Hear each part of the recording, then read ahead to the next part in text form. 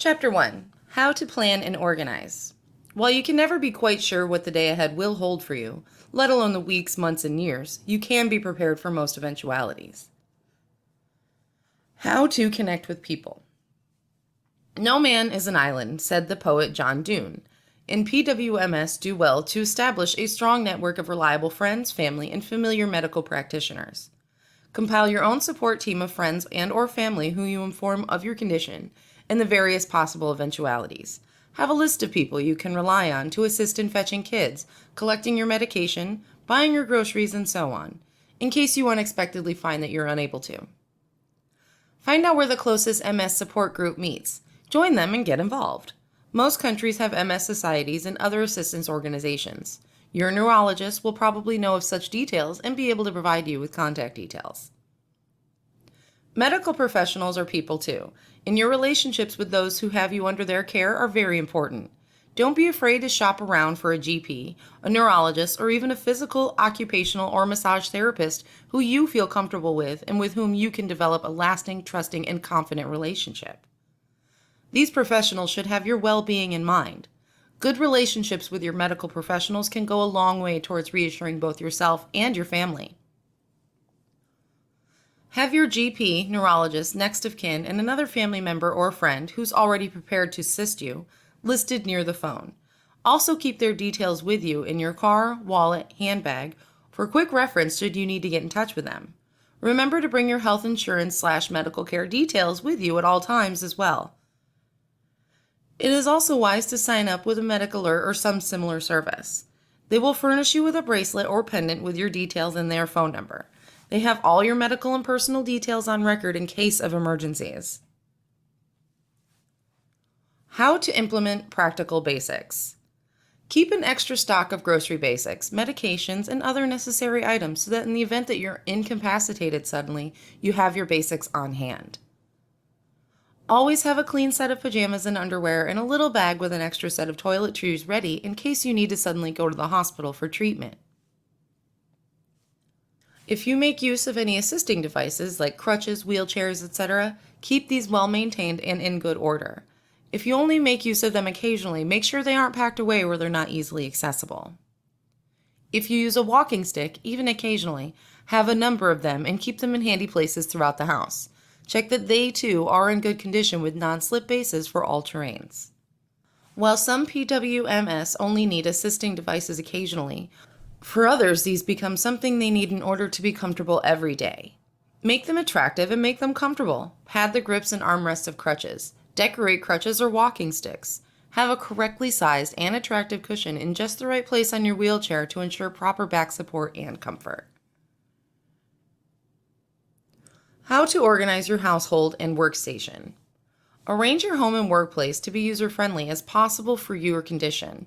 For example, keep the things that you use on a daily basis below your eye level and above your knees. This is especially useful if you have balance or vertigo problems, which come and go, or if you have muscle weakness or are in a wheelchair.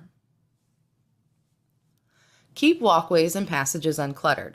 The less you need to maneuver around things that are in your way, the better. Cutting down on clutter is also marvelous for one's mood and emotional well-being.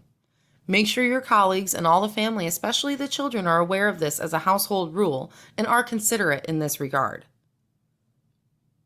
Keep your clothes easy to wash, iron-free, cool, and comfortable. Be sensible when it comes to shoes. Ensure that your shoes are non-slip. Ladies, high heels are difficult enough to walk in under normal circumstances. They're an accident waiting to happen if you're already unsteady on your feet due to an MS episode. Invest in appliances that make life easy. Get an electric tin can opener, for example. Even an electric toothbrush can make life a lot easier if your arms or hands are weak. Of course, ensure that you always have sufficient batteries. It's worth investing in rechargeable batteries and a charger. Keep 2 sets of batteries at all times, one in appliances and one in the charger so you never run out.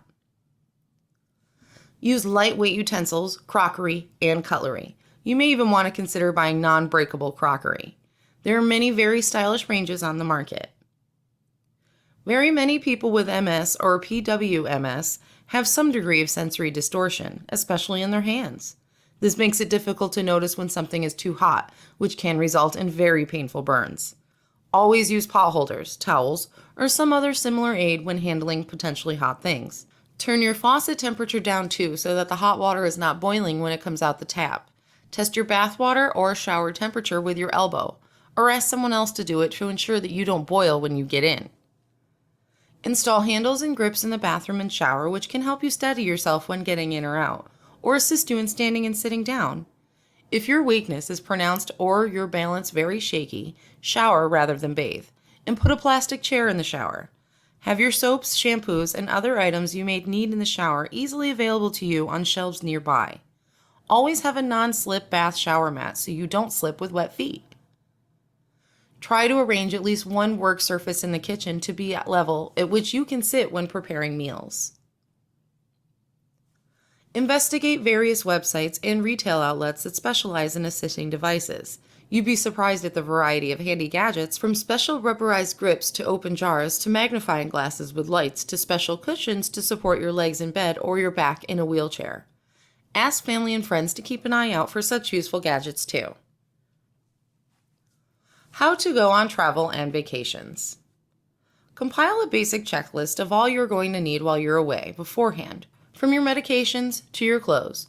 For example, you may want to ensure you have enough changes of underwear and outfits in case of accidents, which may suddenly occur, incontinence or bowel problems. Use your checklist when you pack.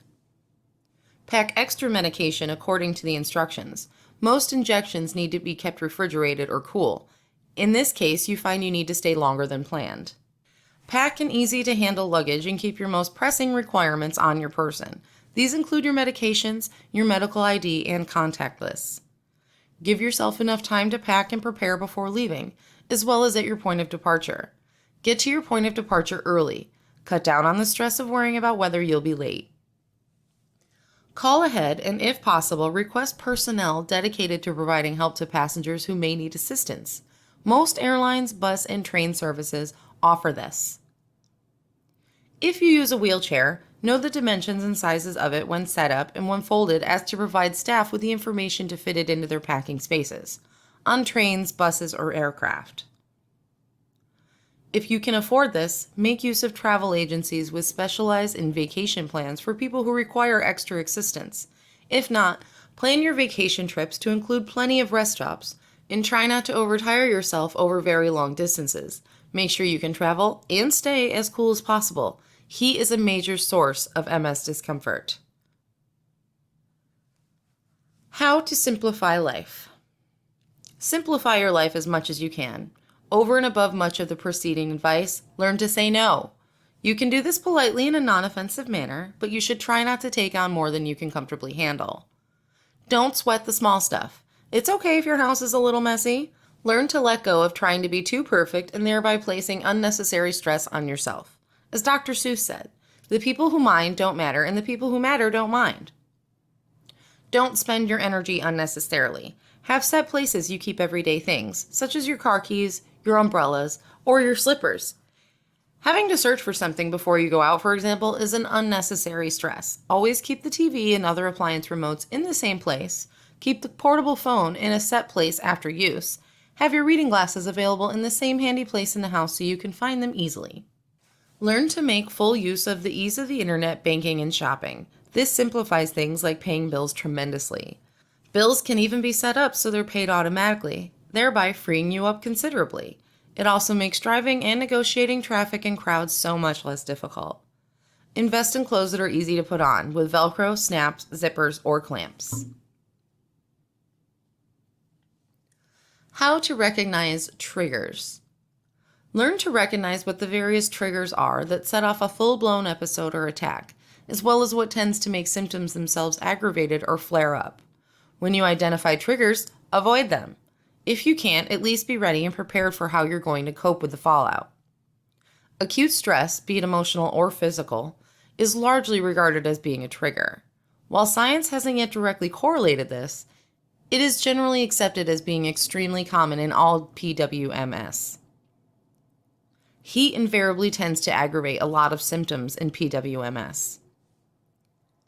Here are some ways to keep your cool. If you can, make use of fans or air conditioning when it gets warm. Dress in light clothing and in layers so that you can lighten up when you feel your body temperature rising. Avoid sunbathing. Not only is it bad for your skin and the heat factor something to avoid, PWMS who have a lot of cortisone treatments develop skin which is particularly sensitive and the sun can aggravate pigmentation. Don't take hot showers or bath. Keep the water temperatures lukewarm as a hot bath or shower could trigger fatigue or even flare up symptoms.